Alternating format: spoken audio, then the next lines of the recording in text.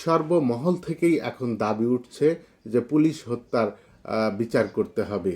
দেশে একটি নির্বাচিত সরকার, এখন সাধারণ মানুষ তাদেরকে বিপুল ম্যান্ডেট দিয়ে ক্ষমতায় বসিয়েছে। অতএব সাধারণ মানুষ তাদের প্রত্যাশার কথা বলবে নির্বাচিত সরকারের কাছেই। এটা খুবই সাধারণ ব্যাপার।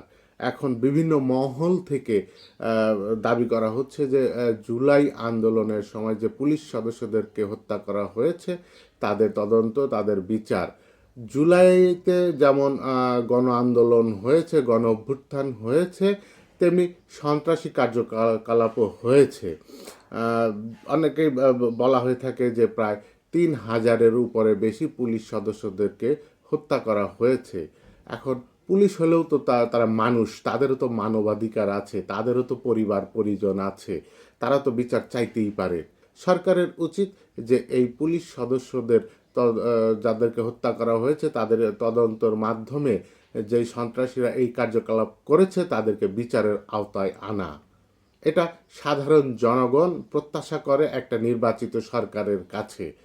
দেশে গত 17 মাস তো কোনো নির্বাচিত সরকার ছিল না, কোনো মানুষের প্রত্যাশাও ছিল না, সবাই চুপচাপই ছিল। এখন নির্বাচিত সরকার আসছে, সাধারণ মানুষ প্রশ্ন তুলবেই, প্রশ্ন করবেই।